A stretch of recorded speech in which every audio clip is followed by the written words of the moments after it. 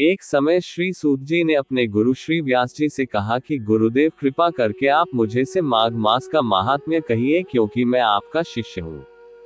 व्यास जी कहने लगे कि रघुवंश के राजा दिलीप एक समय यज्ञ के स्नान के पश्चात पैरों में जूते और सुंदर वस्त्र पहनकर शिकार की सामग्री से युक्त कवच और शोभायमान आभूषण पहने हुए अपने सिपाहियों से घिरे हुए जंगल में शिकार खेलने के लिए अपनी नगरी से बाहर निकले।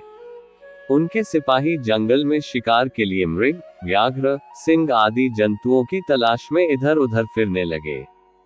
उस वन जंगल में वनस्थली अत्यंत शोभा को प्राप्त हो रही थी। कहीं -2 मृगों के झुंड फिरते थे, कहीं गीदड़ अपना भयंकर शब्द कर रहे थे, कहीं गैंडों का समूह हाथियों के समान फिर रहा था, कहीं वृक्षों के कोटरों में बैठे हुए उल्लू अपना भयानक शब्द कर रहे थे, कहीं सिंहों के पदचिन्हों के साथ घायल मृगों के रक्त से भूमि लाल हो रही थी, कहीं दूध से भरी थनों वाली सुंदर भैंसें फिर रही थी, कहीं पर सुगंधित पुष्प, हरी भरी लताएं वन की शोभा को बढ़ा रही थी, कहीं बड़े बड़े पेड़ खड़े थे तो कहीं पर उन पेड़ों पर बड़े बड़े अजगर और उनकी केंचुलियां भी पड़ी हुई थी। उसी समय राजा के सिपाहियों के बाजे की आवाज सुनकर एक मृग डेर वन में से निकलकर भागने लगा और बड़ी बड़ी चौकड़ियां भरता हुआ आगे बढ़ा। राजा ने उसके पीछे अपना घोड़ा दौड़ाया, परंतु मृग पूरी शक्ति से भागने लगा। मृग कांटेदार वृक्षों के एक जंगल में घुसा और राजा ने भी उसके पीछे वन में प्रवेश किया, परंतु दूर जाकर मृग राजा की दृष्टि से ओझल होकर निकल गया। राजा निर्जन वन में अपने सैनिकों सहित प्यास के मारे अति दुखी हो गया। दोपहर के समय अधिक मार्ग चलने से सैनिक थक गए और घोड़े रुक गए। कुछ देर बाद राजा ने एक बड़ा भारी सुंदर सरोवर पॉन्ड देखा, जिसके किनारों पर घने वृक्ष थे। इसका जल सज्जनों के हृदय के समान स्वच्छ और पवित्र था। सरोवर का जल लहरों से बड़ा सुंदर लगता था। जल में अनेक प्रकार के जल जंतु, मछलियां आदि स्वच्छंदता से इधर उधर फिर रही थी। दुष्टों के समान निर्दयी चित्त वाले मगरमच्छ भी थे। किसी किसी जगह लोभी के समान सिमाल भी पड़ी हुई थी। जैसे विपत्ति में पड़े हुए लोगों को दुखों को हरने वाले दानी पुरुष के समान ये सरोवर अपने जल से सबको सुखी करता था, जैसे मेघ चातक के दुख को हरता है। इस सरोवर को देखकर राजा की थकावट दूर हो गई। रात्रि को राजा ने वहीं विश्राम किया और सैनिक पहरा देने लगे और चारों तरफ फैल गए। रात के अंतिम समय में शूकरों के एक झुंड ने आकर सरोवर में पानी पिया और कमल के झुंड के पास आया। तब शिकारियों ने सावधान होकर शूकरों पर आक्रमण किया और उनको मारकर पृथ्वी पर गिरा दिया। उस समय सब शिकारी कोलाहल करते हुए बड़ी प्रसन्नता के साथ राजा के पास गए और राजा प्रभात हुआ देखकर उनके साथ ही अपनी नगरी की तरफ चल पड़ा। जिसका शरीर तपस्या और नियमों के कारण बिल्कुल सूख गया था, जो मृगछाला और वल्कल पहने हुए था और नख, रोम तथा केश धारण किए हुए था, राजा ने ऐसे घोर तपस्वी को देखकर बड़े आश्चर्य से उसको प्रणाम किया और हाथ जोड़कर खड़ा हो गया। तपस्वी ने राजा से कहा कि हे राजन, इस पुण्य शुभ माघ में इस सरोवर को छोड़कर तुम यहाँ से क्यों जाने की इच्छा करते हो? तब राजा कहने लगा कि महात्मन, मैं तो माघ मास में स्नान के फल को कुछ भी नहीं जानता। कृपा करके आप विस्तार पूर्वक मुझको बताएं। भगवान सूर्य बहुत शीघ्र उदय होने वाले हैं, इसलिए ये समय हमारे लिए स्नान का है, कथा का नहीं। सो आप स्नान करके अपने घर को जाओ और अपने गुरु श्री वशिष्ठ जी से इस महात्म्य को सुनो। इतना कहकर तपस्वी सरोवर में स्नान के लिए चले गए और राजा भी विधिपूर्वक सरोवर में स्नान करके अपने राज्य को लौटा और रनिवास में जाकर तपस्वी की सब कथा रानी को सुनाए। तब सूत जी कहने लगे कि महाराज, राजा ने अपने गुरु वशिष्ठ जी से क्या प्रश्न किया और उन्होंने क्या उत्तर दिया, सो कहिए।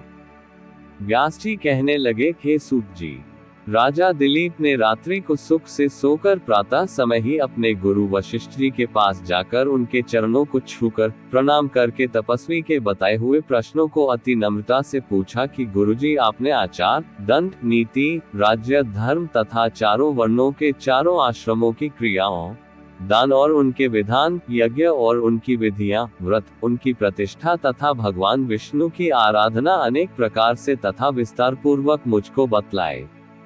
अब मैं आपसे माघ मास के स्नान के महात्म्य को सुनना चाहता हूँ। सो हे तपोधन, नियम पूर्वक इसकी विधि समझाइए।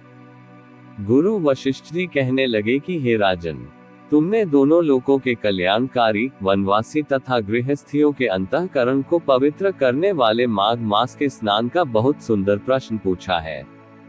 मकर राशि के सूर्य के आने पर माघ मास में स्नान का फल गौ, भूमि, तिल, वस्त्र, स्वर्ण, अन्न, घोड़ा आदि दानों तथा चंद्रायन और ब्रह्माकूर्च व्रत आदि से भी अधिक होता है। वैशाख तथा कार्तिक में जप, दान, तप और यज्ञ बहुत फल देने वाले हैं, परंतु माघ मास में इनका फल बहुत ही अधिक होता है। माघ में स्नान करने वाला पुरुष राजा और मुक्ति के मार्ग को जानने वाला होता है। दिव्य दृष्टि वाले महात्माओं ने कहा है कि जो मनुष्य माघ मास में सकौम या भगवान के निमित्त नियम पूर्वक माघ मास में स्नान करता है वह अनंत फल वाला होता है। उसको शरीर की शुद्धि, प्रीति, ऐश्वर्य तथा चारों प्रकार के फलों की प्राप्ति होती है। अदिति ने 12 वर्ष तक मकर संक्रांति में अन्न त्याग कर स्नान किया, इससे तीनों लोकों को उज्जवल करने वाले 12 पुत्र उत्पन्न हुए। माघ में स्नान करने से ही रोहिणी, सुभगा, अरुंधति दानशीलता हुई और इंद्राणी के समान रूपवती होकर प्रसिद्ध हुई।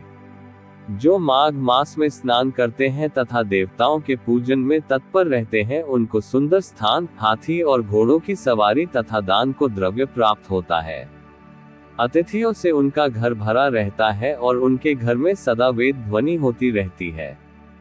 वह मनुष्य धन्य है जो माघ मास में स्नान करते हैं, दान देते हैं तथा व्रत और नियमों का पालन करते हैं और दूसरों के पुण्यों के क्षीण होने से मनुष्य स्वर्ग से वापस आ जाता है, परंतु जो मनुष्य माघ मास में स्नान करता है वह कभी स्वर्ग से वापस नहीं आता। इससे बढ़कर कोई नियम, तप, दान, पवित्र और पाप नाशक नहीं है। भृगु जी ने मणि पर्वत पर विद्याधरों को ये सुनाया था। तब राजा ने कहा कि ब्राह्मण भृगु ऋषि ने कब मणि पर्वत पर विद्याधरों को उपदेश दिया था सो बताए। तब ऋषि जी कहने लगे कि राजन, एक समय 12 वर्ष तक वर्षा न होने के कारण सब प्रजा क्षीण होने के कारण संसार में बड़ी उद्विग्नता फैल गई। हिमाचल और विंध्याचल पर्वत के मध्य का देश निर्जन होने के कारण श्राद्ध, तप तथा स्वाध्याय सब कुछ छूट गए। सारा लोक विपत्तियों में फंसकर प्रजाहीन हो गया। सारा भूमंडल फल और अन्न से रहित हो गया। तब विंध्याचल से नीचे बहती हुई नदी के सुंदर वृक्षों से आच्छादित अपने आश्रम से निकलकर श्री भृगु ऋषि अपने शिष्यों सहित हिमालय पर्वत पर गए। इस पर्वत की चोटी नीली और नीचे का हिस्सा सुनहरी होने से सारा पर्वत पीतांबरधारी श्री भगवान के सदृश लगता था। पर्वत के बीच का भाग नीला और बीच बीच में कहीं कहीं सफेद स्फटिक होने से तारों से युक्त आकाश जैसी शोभा को प्राप्त होता था। रात्रि के समय वह पर्वत दीपकों की तरह चमकती हुई दिव्य औषधियों से पूरित किसी महल की शोभा को प्राप्त होता था।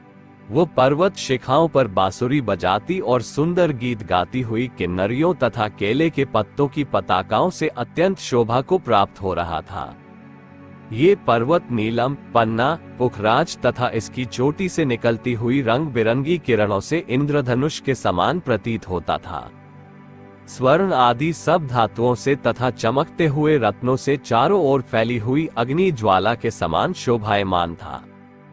इसकी कंदराओं में काम पीड़ित विद्याधरी अपने पतियों के साथ आकर रमण करती है और गुफाओं में ऐसे ऋषि मुनि जिन्होंने संसार के सब क्लेशों को जीत लिया है रात दिन ब्रह्म का ध्यान करते हैं और कई एक हाथ में रुद्राक्ष की माला लिए हुए शिव की आराधना में लगे हुए हैं। पर्वत के नीचे भागों में जंगली हाथी अपने बच्चों के साथ खेल रहे हैं तथा कस्तूरी वाले रंग बिरंगे मृगों के झुंड इधर उधर भाग रहे हैं। ये पर्वत सदा राजहंस तथा मोरों से भरा रहता है, इसी कारण इसको हेमकुंड कहते हैं। यहाँ पर सदैव ही देवता, गुह्यक और अप्सरा निवास करते हैं।